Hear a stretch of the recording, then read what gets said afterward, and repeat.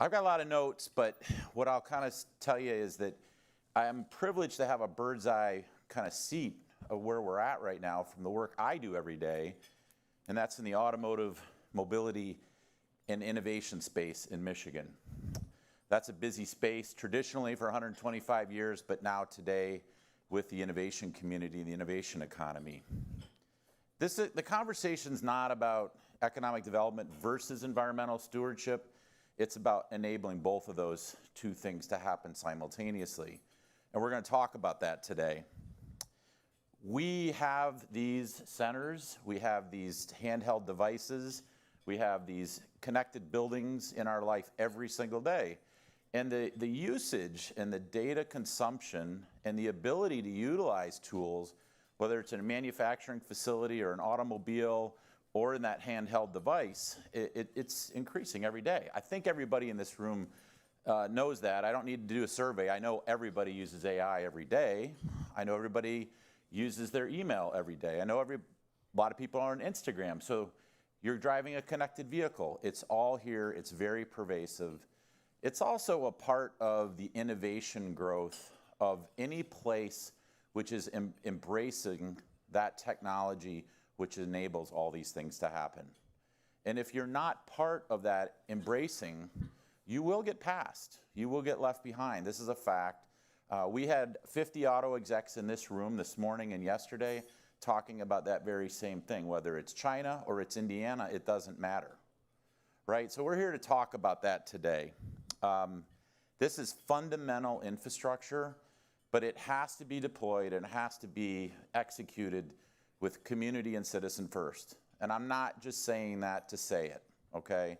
Everybody here believes that, and I know all of you do too. But I think we need to break some things down and talk about where Michigan's at, where the industry's at, where the infrastructure is at. So I'd like to start with you, Secretary, because you've got, I said I had a bird's eye view, you've seen it from the local, the state, the national, and the global perspective. And if you could just frame it for us, why it's so important to be part of the future and leaning into the future and from a technology standpoint. Yeah, thanks so much. Really appreciate being on with you guys and seeing so many friends. Pardon me, I have a patch on my eye, but that doesn't mean I can't fully see. Little surgery on Friday. But let me just talk about a couple of things with respect to data centers that I see from my vantage point in the sort of energy column, since that seems to be an area that gets so much, has so much controversy. Number one is I firmly believe that the hyperscalers are going to be driving this clean energy future because they have commitments to their shareholders to be able to power their operations by clean energy. And the great thing is they have been investing, Google in particular has been investing in all of these next generation technologies like next generation geothermal, enhanced geothermal, the heat beneath our feet, which is baseload clean power, or next generation nuclear, small modular reactors, or these long duration energy storage, big batteries made out of materials that we don't get from China. Like there's a company called Form Energy that they have invested in that is using iron air to be able to store power for 100 hours. So it's very exciting that there has been a lot of investment in next generation technologies, which I particularly love. But the second thing that's really important is that in this moment when we're talking about costs and about prices for people, folks are wondering, am I gonna have to foot the bill for these data centers? And data centers, if they're done well, can help to lower costs. And we've seen in this, and I say that because they're paying for a lot of the infrastructure, the upgrades, et cetera, if they're required to. Many of them, like Google, has raised their hand and said, we're going to do that. We don't want everyday customers to be paying for our data center.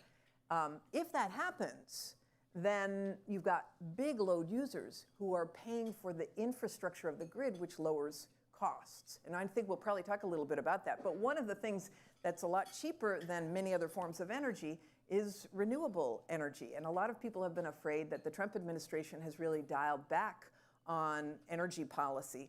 And to a certain extent, that's true. It's true with renewable energy. It's true with autos, obviously, electric vehicles. But interestingly, the One Big Beautiful Bill If you took away the Inflation Reduction Act, the One Big Beautiful Bill would be the largest investment in clean energy in the nation's history, because there's the tax incentives for long duration energy storage, for batteries, the tax incentives for nuclear, the tax incentives for hydroelectric, for geothermal, et cetera, all still exist. The tax credits that were taken away were for EVs, for EV purchases, as well as for solar and wind. So here's the irony, is that even though this administration has not been friendly to renewables, because the tax credits expire next month or in the beginning of July, you've seen this rush for developers to get solar and wind projects in the ground. Consequently, at the end of 2024, when we left office, which was a record year, there were almost 60 gigawatts of clean power added to the electric grid. 60 gigawatts, that's like 30 Hoover dams worth of clean power added to the grid. Amazing. Because of these deadlines, this year, because of the rush to develop, there'll be 86 gigawatts of clean power added to the nation's electric grid. It's sort of an unintended consequence, we'll say, of cutting off these things. All of that is to say that the more clean power you add, the cheaper power becomes. And that's why the data centers driving this and having that as part of their certain data centers, not everybody, not Google is definitely at the forefront of this, but if they drive it, then you can count on, communities can count on not having to foot the bill for their energy and potentially their energy costs going down. I figured you'd nail that one. Thank you. But by the way, interactive for all of us, so please jump in at any time. And then secondly, if you have a question, we're going to leave some time at the end. There's little blue cards. Raise it high, and one of our team will grab it from you, and we'll pass them up. Liz, let's level set. Give us the basics, because I think a lot of us know what they are, but we're probably reading the wrong things, and we're probably developing a lot of misconceptions. But break it down for us about what this infrastructure actually is. Yeah, I mean, so you nailed it in your intro in terms of what it's powering, right? It's the services that Americans rely on every day in their personal lives, at work. I pulled up a stat, or actually my team pulled up a stat before we started. Over 560,000 businesses in Michigan depend on Google tools to connect with their customers. That's just one little stat, and we're just one company, right? So the demand for digital services, cloud services, continues to increase. Users continue to demand more things like streaming entertainment on their phones while watching the news, while their smart appliances are running on a connected home, right? So the demand continues to increase as things get cheaper, right? And then, of course, we have this new vector of demand called AI that I saw a report out this week. The average weekly usage amongst US adults in February was about 43%. And this month it jumped up to 65%. And if you narrow that in on adults under 55, between 18 and 55, that actually increases to 78%. So folks are starting to use agents and AI more regularly in their daily lives. And of course, we've got a bill to support that as well. But in terms of what they look like, it's not surprising that folks are concerned or have questions, because the average American has never had the opportunity to see a data center, right? To walk through the halls of a data center. They basically look like large, sort of boring warehouses, right? They're really high-tech warehouses, but instead of storing goods on a shelf, they're storing servers and chips and really high-tech cabling and cooling equipment. And they're a fairly unobtrusive light industrial neighbor, right? They're a high-yield, low-impact economic development opportunity. JR, I'm sure, could go on about this for a while. But there's just a lot of misconceptions that the industry has to do a better job of getting out ahead of in terms of noise and water and energy and jobs. And that's part of why we're at events like this, trying to just talk more about it. So when let's bring it to those communities and what I have actually been in a couple, actually several, one on the west side of Michigan and some smaller ones quite some time ago that I didn't even know were in some backyards. Yeah. But they are important to communities and they are important to economic development, and they can bring real tangible asset benefits as well as community benefits. And you guys are doing this, JR, around the country. Talk to us about why that's important and why it's important for this state. Yeah, so our company, Walbridge, if not familiar, 110-year-old construction company headquartered in Detroit. And to your point, we've been doing this for the last 10 years, primarily in New Albany, Ohio. So New Albany, Ohio has 100 data centers.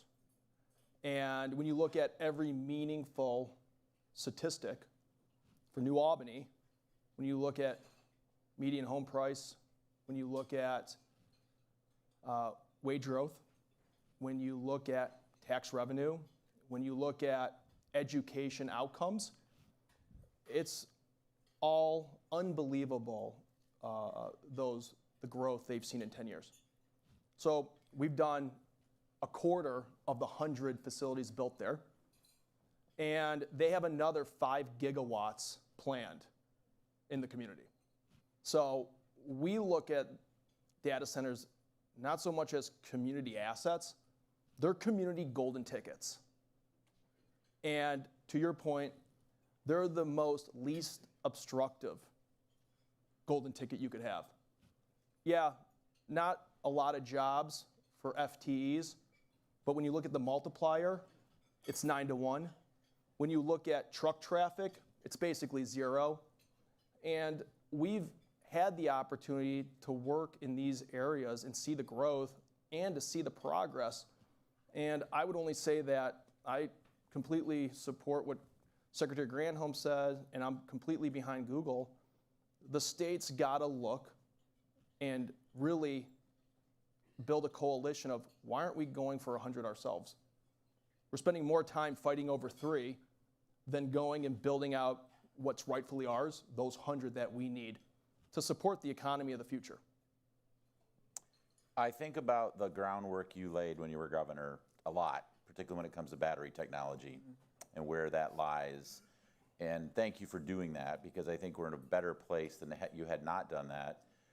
But your thoughts on whether we embrace or we get left behind from the big picture, but really from our citizen standpoint. Yeah, it's funny to think about the auto industry and the economic cluster that the auto industry represents, right? Data centers can create an economic cluster for Michigan too. I mean, if you think about it, batteries that are used to be backup powered and firm the grid, should build them in Michigan. Power equipment like bus bars and transformers and turbines. We're a manufacturing state. We could be building that. If the MEDC were here, I would say, if I were governor, I'd say, let's go and figure out what components we can really have a comparative advantage at and go after them. Cooling equipment. The auto industry knows cooling equipment really well. I mean, cooling plates, immersion, all of that. Just the stuff that goes into these data centers, not just the chips, et cetera, the racks, it's a $7 trillion economic opportunity by 2030. Why wouldn't a state like Michigan be manufacturing, in addition to, obviously, being home to these data centers if the right guardrails are in place? And this is why I think it's important to acknowledge the guardrails, really importantly. Kevin McNamara, are you here?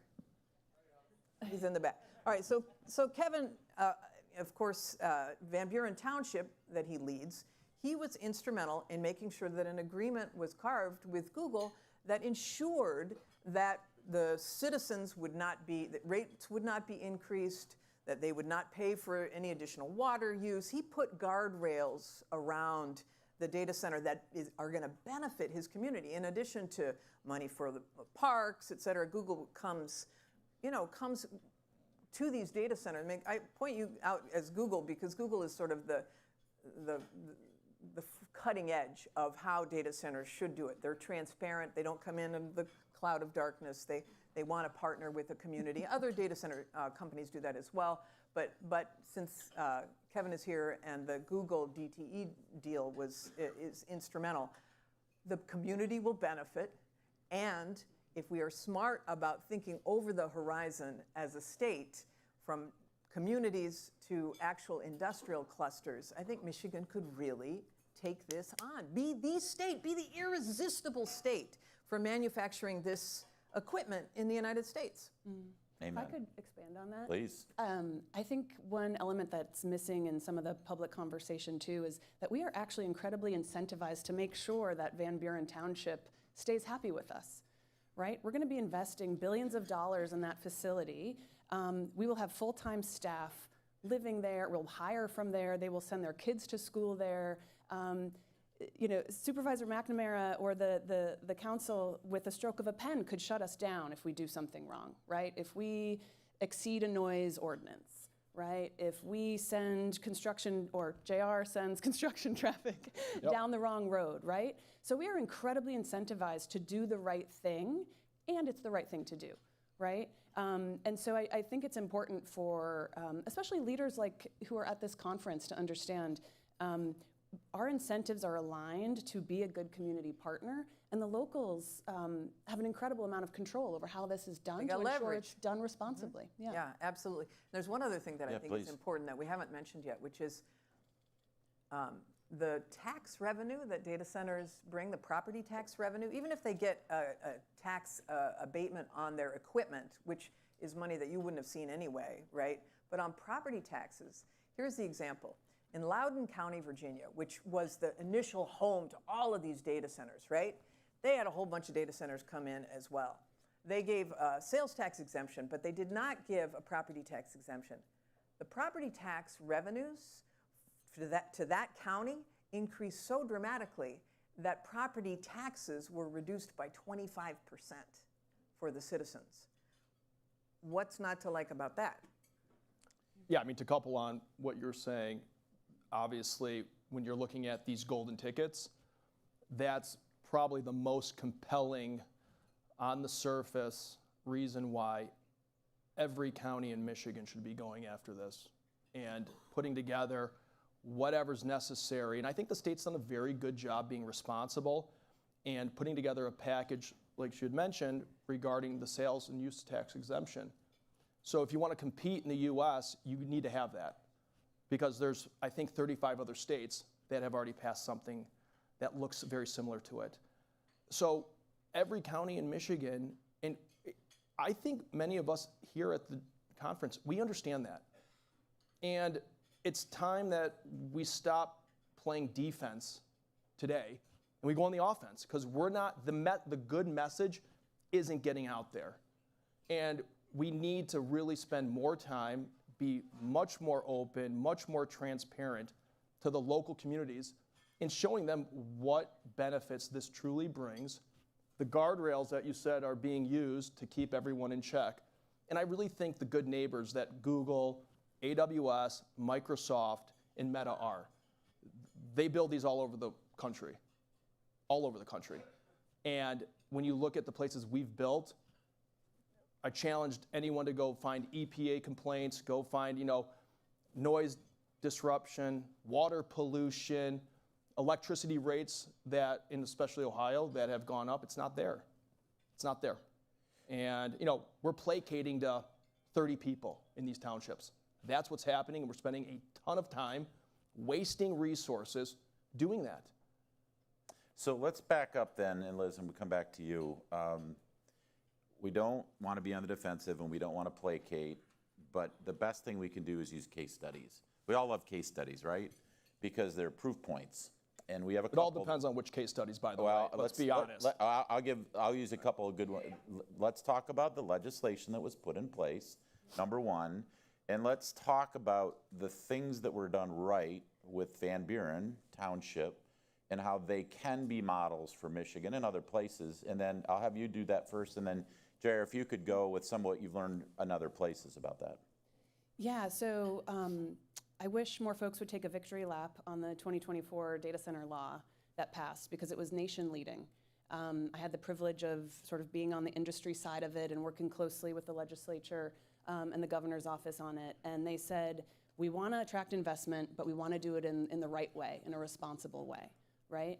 And so in order to qualify for that sales and use tax exemption, we have to certify 90% clean energy procurement. We have to ensure ratepayer protections. through not using any special utility tariffs, which again goes in front of the PSC, so that's a very public process. We have to use municipal water and ensure ahead of time that municipal water utility has the capacity to serve us.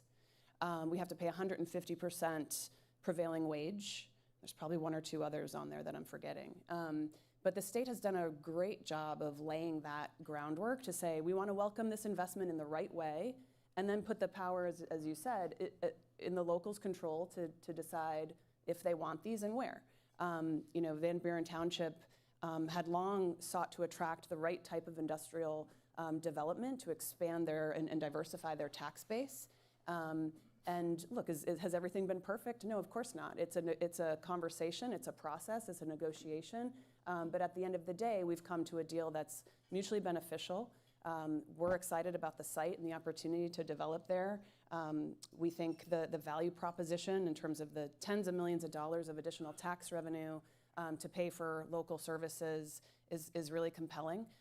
We're going to have a couple hundred jobs there. We're going to have probably a couple thousand construction jobs there. And we're going to make that our home for the next 20 years, right? We're going to have employees living and working there. So I think that's the sort of boring story behind the scenes of how this gets done the right way, and that story doesn't often get told as publicly as maybe we would hope. JR, keywords are had long sought is what they did. So you just mentioned communities should be looking. You see that in other places, and you've seen economic growth happen because I've driven to New Albany to visit that. I mean, it's pretty wild and I've been there many years ago too, to see what's going on there, and it's a vibrant place.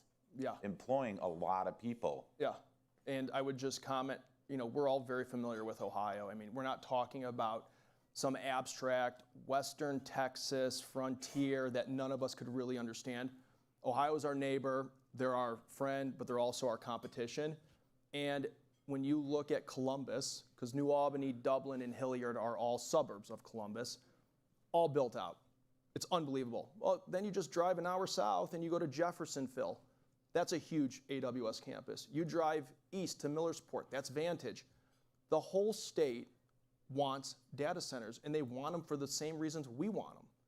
And when you look at, like I said, every major metric that matters to the citizens of Michigan, they've all gone up. Yeah. They've all gone up. So, it all depends if we're going to get into the nuances, if it's going to be a closed loop system or it's going to be something else, or are we going to use generators? I mean, the generators don't even run, an hour maybe to just keep them able to run a test once a month. BESS or generators, all I'm trying to say is we're getting way too caught up in nuances and letting a small group throw us off our game when everybody here, I think, sees the impact because we're here talking about data centers as community assets. These are the foundation of the economy of the future that we're living in today. It doesn't stop here. Why do you think Intel went to Columbus? Well, because there's 100 data centers there. It's one of the reasons. If we can build what you just said, that whole infrastructure of the supply chain, the data centers, get chip manufacturing in Flint like it was supposed to go to, ultimately build out all the educational requirements, we would be building humanoids here. We could be building part of the satellites for Elon Musk's data centers or Peter Thiel's data centers he wants to put into the Great Lakes or the oceans. There's so much opportunity. We just have, I laugh at my dad because we were coming up here and he gave a talk on cohesion in 2007. And he talks about a plant Michigan lost to Tennessee for Volkswagen. And he said when he met with Volkswagen in Germany, they laid out why Michigan isn't cohesive, which we can all agree upon. If there was one time we had to get cohesive, one time, if we could do it to get the economy of the future here to make Michigan great again, that's the time to get cohesive. Because we need everyone rowing in the right direction. We do. I do think, though, we have to, I understand the frustration of going to town halls and having 30 people, However, You were there. it is a pervasive sentiment across the country now. Yeah. And what, Kevin McNamara would say was that his deal was better because he listened to the people about what he should negotiate into it to address their concerns. And so the project is therefore more durable and more accepted and part of the community as opposed to being foisted on them. So I think it's important to listen and important to hear the fears. Number one fear, I think, is that everyday citizens' rates are going to go up. If you can take that away, and that can either be through negotiation, through the PSC, or legislatively, you take away the fear of their water rates going up or the use of water, and that also, that the law was great, but it doesn't have anything in there about protecting the Great Lakes watershed. That might be something that would be a plus into the future. But if they know the rates aren't going to go up, and if they know it's going to be clean energy, so they don't have to worry about particulates or anything like that, and they know that there's a community benefit agreement that comes with it, and so whether it's paying for weatherization for citizens in the community or paying for a park or whatever it is, to Liz's point, these townships have leverage, and this is a moment to really have a partner to make it work well. So you have to acknowledge, I think, the fears of people, and when you go in under the cover of darkness, it creates conspiracies, right? So if you are open and transparent about it, it makes it a little easier. But once these are in place, I think, don't you think it takes down a lot of the fear and the concern? Like in places like New Albany, they've seen them, they know them. You're not going to get the same kind of resistance. Yeah, and I think to your point, you have to be. That's getting on the offensive. Right. That's getting on the offensive, not being on the defensive. And I totally agree. The ones that we've seen succeed are the ones that are Google. They're transparent. Yeah. They're in the meetings. They're explaining things in good detail so that they are calming citizens' fears of the unknown. But at the end of the day, you also can't be like, I'm having a 6-month moratorium. Yeah. Because you have no facts? No, because 30 township residents want us to have a moratorium. That's literally what's happening in the state and across the country. In those counties, I believe the leadership they're not representing what's in the best interests of those citizens. They're just folding like tents because they don't want to go through a recall. They don't want to have to go. It's where we are today, being ranked so low in so many statistics. I can't even understand how you would just set a moratorium up and not even engage in the discussion you're talking about. Or take Van Buren's agreement and send it to every county in the Michigan and say, this is the gold standard. Let's send it and let's work to this because it is so good. And I would also say Saline's is good too. We can't turn our back on them. They've made a significant impact there, and I think their community benefits agreement is very good also. So Grace, I knew we wouldn't get through all the questions. But I do want to before we get to audience questions, I do want to talk about something you mentioned, and Liz, have you go second. We are surrounded by fresh water. It's very important to us. It's our literal lifeblood. It's an asset for today and the future. I grew up on Lake Superior in Marquette. Every morning I walked up the front driveway and I could see that. So it's really important to me personally, but it's important to those citizens, right? And so is electrical and electricity consumption. But you said we can be more than this groundbreaking legislation. We could do even more and break some more ground. What are your thoughts on that balance between progress and responsibility? Yeah, I'll be interested to hear what Liz has to say about this. But if I were in the legislature, I'd be interested in adding to that bill and say, if you're coming to Michigan because of our incredible love for the Great Lakes and our watershed, we would want you to either bring cooling your system that is either a closed loop or reusing water or air-cooled. Google, I'm sure Liz will say this, Google has a commitment to replenish watersheds, 120% replenishment, which is great. But you'd want, Google happens to be a good actor, but you'd want others to be able to do that too. So putting something into law that would enshrine that to give people trust, I think would be important. Yeah. I agree. And I think it's important to take a step back on the water conversation. Why do we use water in the first place? I think many folks in Michigan who are familiar with industrial activities get this, but nationwide, the average layperson does not, right? I have to explain this to my mother all the time. It's like, why are you using up all the water, right? The reason we use water at all for evaporative cooling is because it makes our data centers much more energy efficient. It can reduce energy usage by 10 to 20%. On the hottest, most humid days of the year, AKA peak grid events, when you want us to be the most efficient, it can decrease our energy usage by 25%. So that's why. And then the average person is just not familiar with the volume of water that is used in industrial settings, right? So these numbers sound large and scary. At Google, we have a commitment to be 100% transparent about our water use. I reference this all the time. Page 110 of our environmental report, which you can find online, lists by site how much water we use. And we put a little golf course equivalent next to it to help to contextualize it. Where we use evaporative cooling, it's at our larger sites, it's like 1 or 2 golf courses worth of water. Sounds less scary when you contextualize it, but importantly, we only use water for evaporative cooling if a site and a locality have passed a very rigorous science-based watershed health analysis. So we work really closely with local, state, regional hydrologists, watershed experts, et cetera, to confirm that that is a resilient, sustainable source of water in terms of the watershed itself. The next step is then moving to the utility, right? Does the utility have capacity to serve us, right? So we have to move through a bunch of different processes. And to the Secretary's point, we self-regulate on this, right? We have been in instances where localities have offered us water for cooling, and we've actually turned it down. We've said, we actually don't think this is a sustainable use of water here. And we've gone another cooling route, or we've tried to find gray water or industrial water, right? Other options.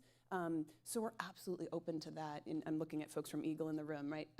That conversation, right? If the state can look at frameworks that provide better holistic protection across the board for water usage, we're all for that conversation. Of course, we want to balance that with the right order of operations for development, right? So that you're not, sitting through a 2-year process on something and JR's crew is waiting to, put shovels in the ground. Yeah, just cost Google more money. Yeah. But so, yeah. That was a joke. Just pay you to wait there on the site. Yeah. So we've covered a lot of ground so far, but I want to bring it back to the people and jobs. Jerry, I'll start with you. The centers themselves on a long term, you mentioned it, they're not big FTA generators, but they are local jobs and then here and now in construction. But there's also an impact to the community because what's one of the things that we're hurting for the most in the state is skilled trades. And I just had 50 auto execs here the last 2 days, and they are absolutely dying for it. So, and there's a multiplier effect, not just economically, but from a skill set enhancement too. Talk to us about that. Yeah, I'd look at it in 2 buckets. One is the temporary jobs to build the facility and the supply chain that's been mentioned many times. When you look at the campuses that are being built in southeastern Michigan, Saline and Van Buren, those are going to be about 2,500 tradespeople. The nice thing about that is, first and foremost, a lot of those, I shouldn't say a lot, some of those individuals have spent a majority of their time on the road. As I mentioned. JR, did you say 22,000? Sorry, 2,500. Okay, got it. Okay.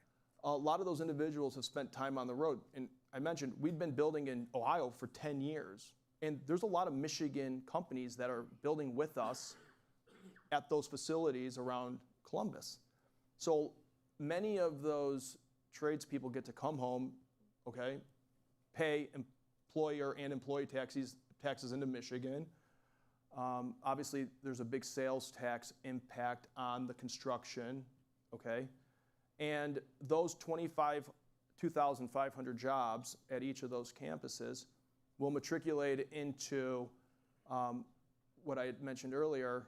When you look at the FTE count at the campus, let's say it's between 500 and 1,000, it's a 9-to-1, and I didn't make that up, that's from Accenture, but through the supply chain, through the facility maintenance, through all of the support services, because these things take a ton of people to maintain.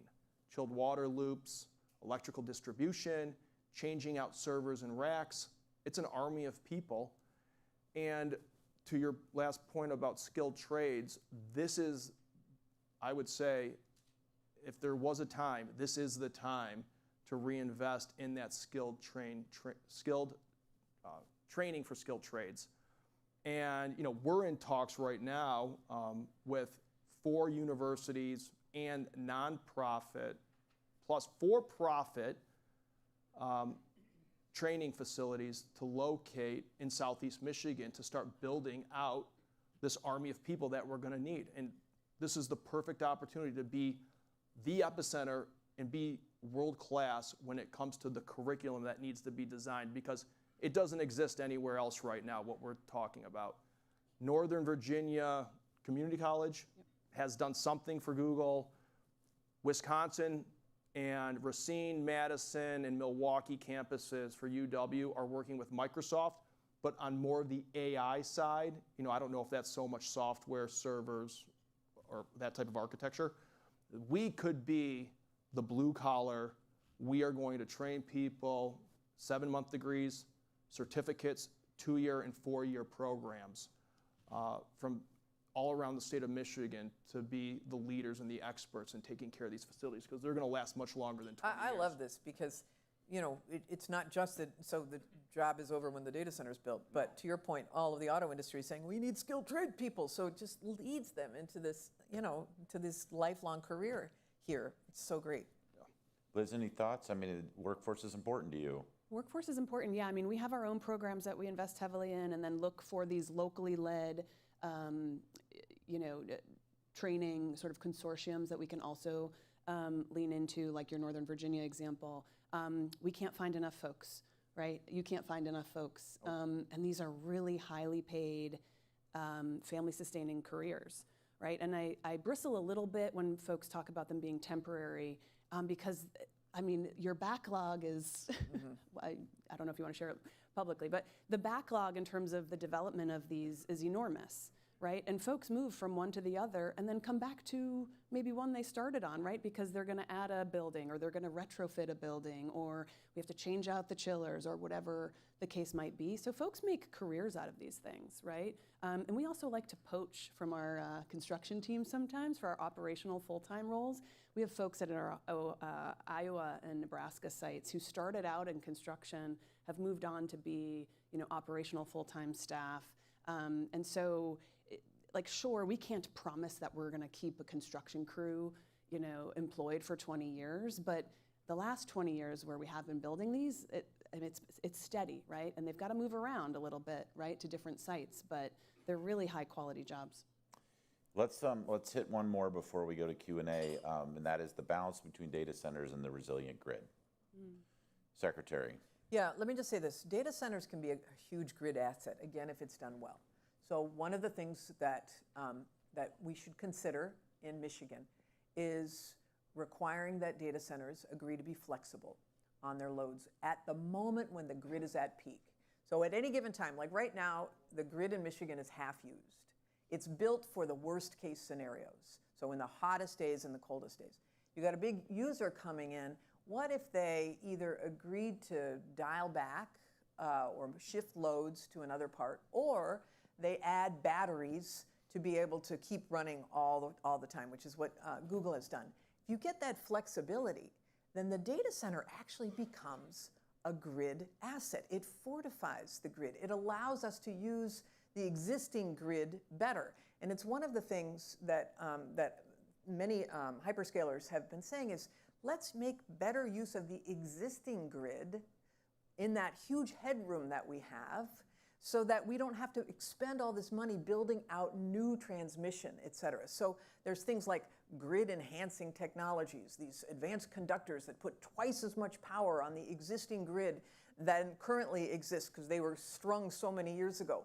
Wow, you don't have to add new lines, you just add twice the power on. Those kinds of things and flexibility are cool. There's one other thing I just want to say.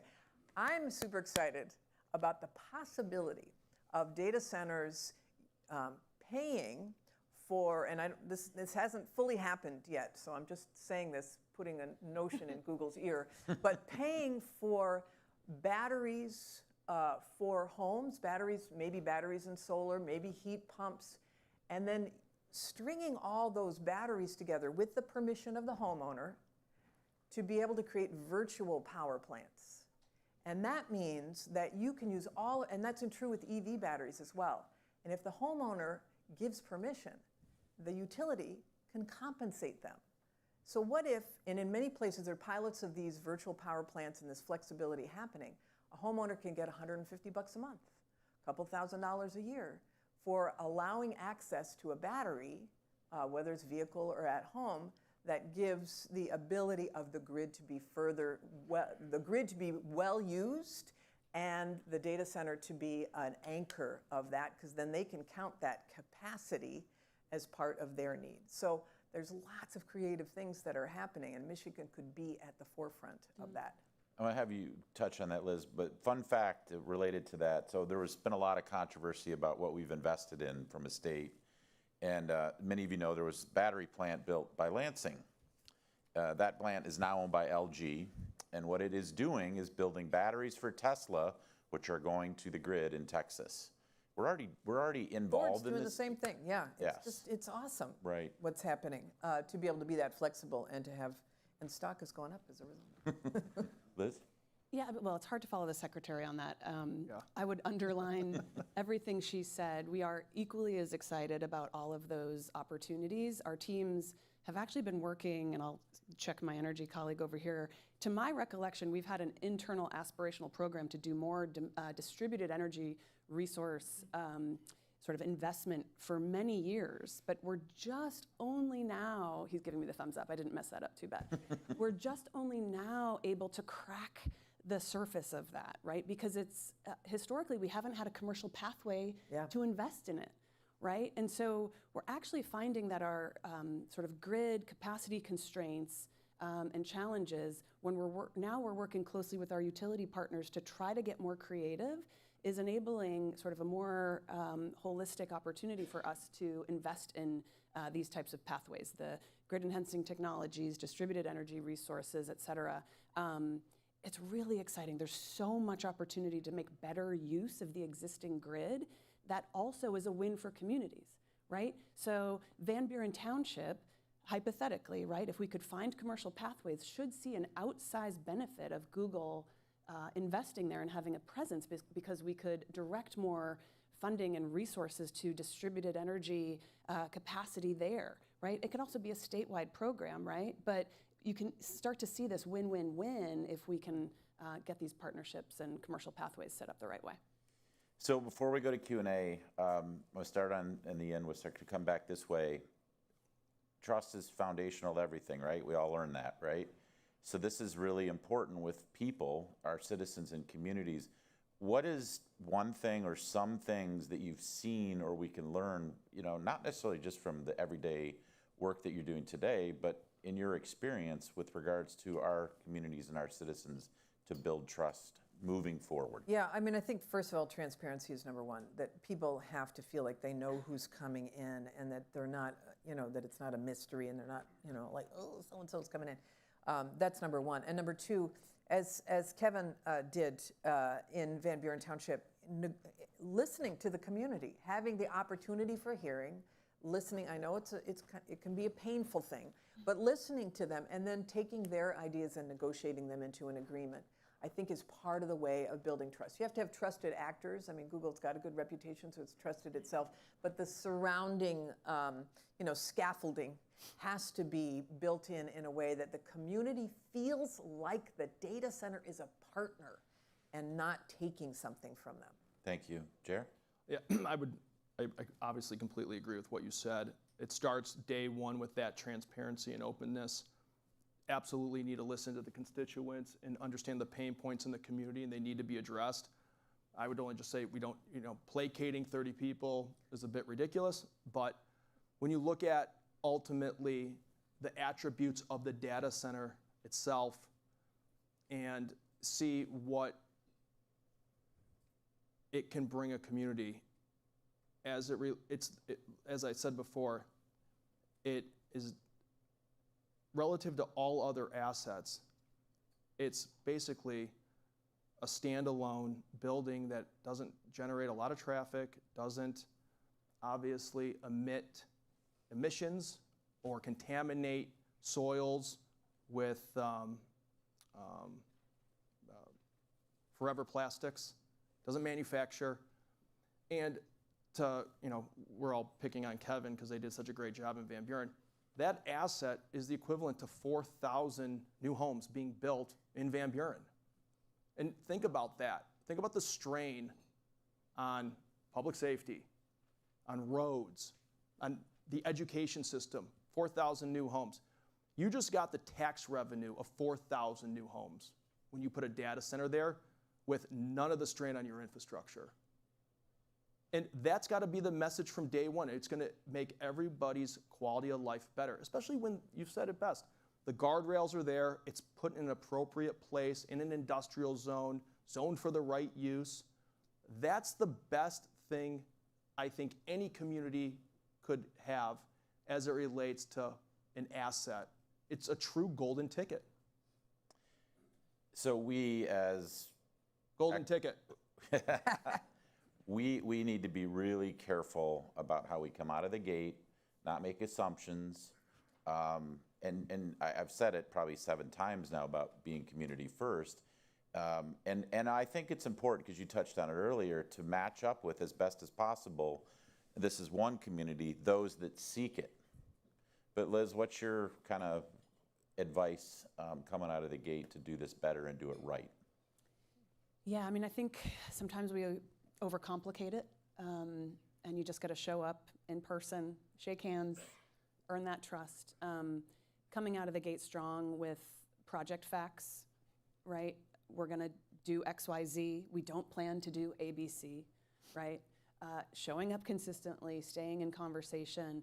And I think, the sort of advantage that Michigan has is you don't have to trust us, right? You can trust that Michigan has a really strong set of guardrails in place that lift up the floor on how industry can invest here in Michigan, right?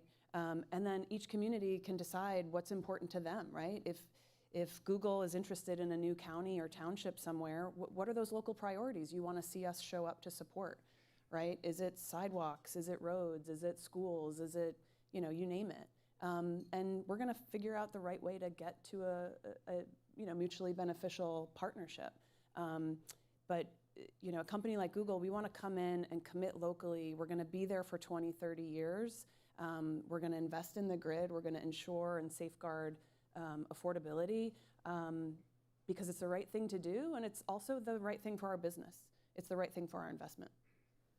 So my job just got automated because the questions are popping up in front of us here.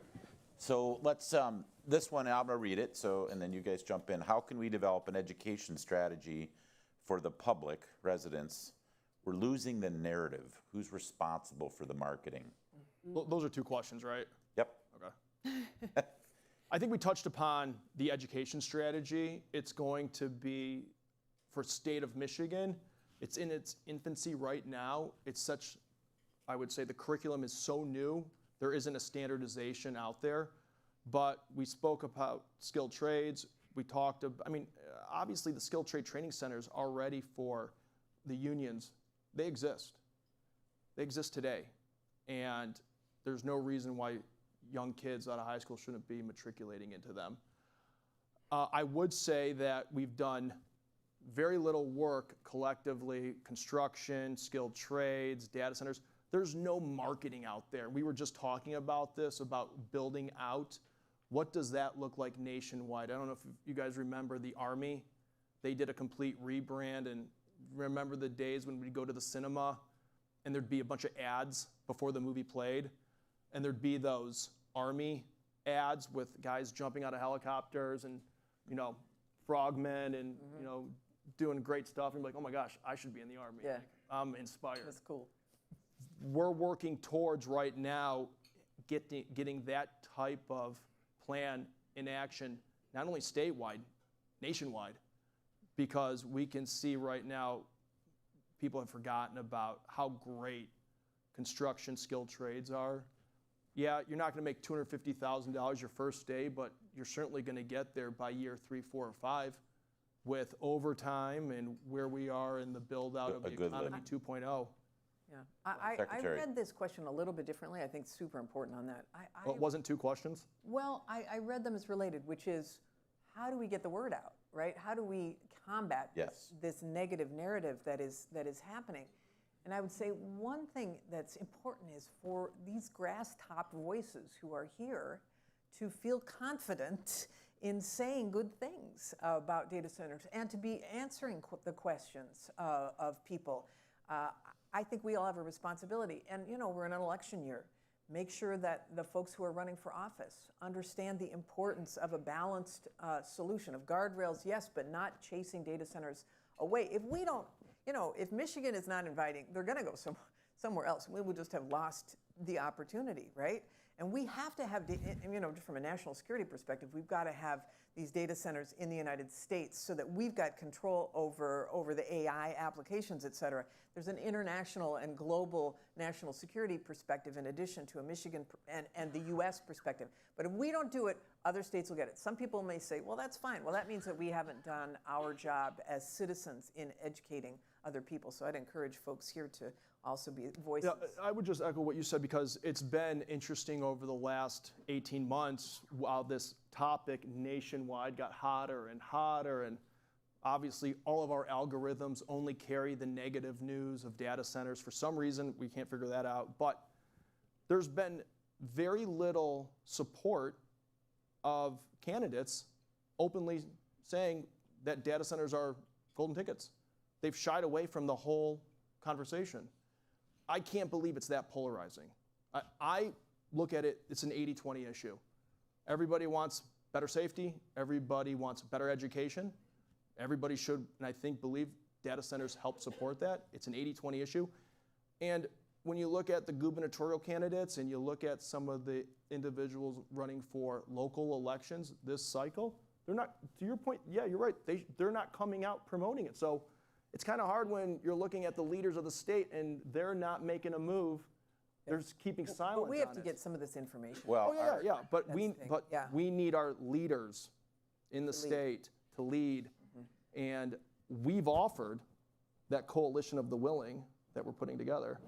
Anybody who wants to go to New Albany, anybody that wants to meet with the right hyperscalers, we're willing to help facilitate those so that the right people in the right room asking the right questions. And I will getting say, the I right mean, I think the information. Whitmer administration in pushing Yeah. for this has been doing an amazing job, being willing to stand up and push for these. But I agree. There needs to be more. And kudos to her and her team and the Eagle folks and Yep. the policy folks, because I've been working with them and I've seen it. But that team is going to leave. Yep. And I think you just, I think the call to action, because this conference, we're talking about some really more difficult things than we've ever talked about. And one of the candidates did come out with a platform. He's not a candidate anymore. So we got to move on, unfortunately. But the other candidates, they have a responsibility to the citizens of this state on issues which are going to bring us into the future, to be public about them and to tell us how they feel about them. I really feel strongly about that. I think that's what you're saying. And help educate. Yep. Yeah. We got another question, or Liz, do you have anything to add about the narrative?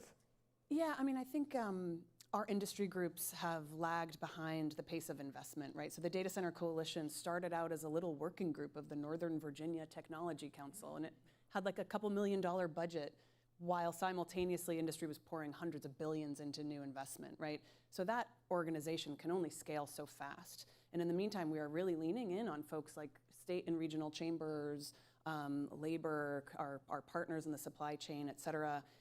It probably doesn't surprise you that all the hyperscalers, we have a healthy sort of competition and distrust of each other. So jumping all in on something together can take us a little longer than usual. But we're getting there, and I say all of that to emphasize we as industry know we need to do a better job of getting out there, of getting proof points, doing events like this. And to come back to the Secretary's call to action, I don't even really ask you to be pro data center or pro Google. just be pro open mind and pro facts, right? And if you're having those conversations with other leaders in your community, to say, I don't know, maybe you should look at the details and make an informed decision. Maybe it's not that bad, or maybe it could be really good, right? And we need to come in as industry and better support that. What inning are we in? Are we in the second or third inning, or are we in the seventh or eighth in terms of data center build? Feels like the 11th. Good question. Didn't put it on a card, but I will accept that question. That's a great question. Thank you. What inning are we in, Governor? Oh, Secretary? I'm looking at Liz. You tell Well, me, you what all inning you are all we can in? answer it. Well, Liz, you start then. What inning are we in with regards to this? Gosh, that's hard to answer. That's a tough one. Yeah, I mean, some of our oldest, we have 35 sites across 4 continents. Our oldest sites are 18, 19, 20 years old. The last couple of years has been a hockey stick of growth, right? So if you're starting from 20 years ago, then yeah, sure, it feels like we're in the 11th inning, right? If you're starting from COVID or when ChatGPT was released, we're in like the second, right? But the chips keep getting more efficient, the buildings keep getting more efficient, the new technologies that we're all investing in are gonna start coming online here soon. So I think we have to wait out this year a little bit, right? Midterm year is gonna be tough. But I'm hopeful that there's a lot of great things ahead in the near-term future. So let's finish back to this question up here because I think it's important to what we were talking Can about they before. see the question? Do they see I'm the going to question? repeat it. I'm going to Okay, repeat it. all right. Yeah, thank you. No, it's just for the 4 of us. Oh, nice. So it's back to leadership. The legislature, we know we're going to have new leaders. We don't know who they're going to be. We don't know what party they're going to be, but we know they have to function better. I don't think anyone's going to disagree with that. We know we're going to have a new governor, and that governor has got to set a tone for the future. There's fundamental structural things. That's not what this panel is about, but this panel is about the future and whether we're part of it or we let it pass us by. If you were the governor, Secretary, Been there, done that. bought the t-shirt, what would you do still though? If you were elected this fall on this issue, what's something you would do? And there's then 3 things I would JR do. and Liz, you get to answer that question, Yeah. we'll wrap it up. I would definitely do what I was just referring to regarding supply chain analysis and see what we can be in leadership in manufacturing, since that's part of our DNA and our backbone. I would enhance the existing great law by requiring in the law that data centers BYOC, bring your own capacity, bring your own power. Even though they don't get the tax credit unless they do that, I would tweak that and add it a little bit more. And third, I would really push on the data centers being part of the community benefit by providing citizens with the opportunity to have batteries, solar, electric. I might even subsidize electric vehicles and take that on as a data center for a community where it's locating. But I would have a community benefits agreement. There's one other thing. Speed is critical in this game right now, and all these other states are really hungry. And if a data center can go to a state and be welcome and get permitting done quickly, that has a lot, that makes that state more irresistible. So I might tie permitting times to good actors in addition to bringing 90% clean power. Thank you. JR and Liz, one thing, not 3 things. Oh, sorry. No, you get to It do said 3. 3 here. But you earned the right to do 3. I had 4. JR and Liz, one thing and we'll wrap it up. And I think as governor of Michigan, I would take the position publicly that we're open for business and that we should be doing everything to have 100 data centers and taking all those great ideas and maybe even doing some more extreme stuff. Someone said something about the Great Lakes, right? Data centers can cool easily in the Great Lakes. I mean, we do have those resources, and finding a way. All right, now you're going too far. Well, I'm just saying. I mean, you've got at this stage of the game, where right now the forefront, because of natural gas, will be Pennsylvania, West Virginia, New Mexico, Texas, and Louisiana. Those will be epicenters where a lot of gigawatts are going to get built out. We want our fair share, or I say our unfair share, of those data centers in Michigan, and we've got to do some things that is going to move the needle to get, I totally agree with you on the permitting. We've got to be open for business on getting this done by any means necessary. Liz, bring us home. Yeah, I would underline the secretary's last idea. I love the concept of a structure that incentivizes good behavior, and in exchange, we get commercial value by getting to go fast, right? And that it makes sure that Michigan gets the type of development it wants. That list can be whatever, right? That list can include CBAs, can include GETs and DERs, and I'm going to throw all sorts of acronyms at you, right? Like all the cool things, right? We got to make sure it's attainable, right? We don't want it to make the list, so incredible that no one in the world can attain it. But I love that as a structure, and I'd be excited to work on that with a future governor. Thank you all for being here, Thank and you please thank you to the panel for joining us. Awesome. Great. Thank you so much. Great job. Yeah. Secretary, that was really good. Do you want to get a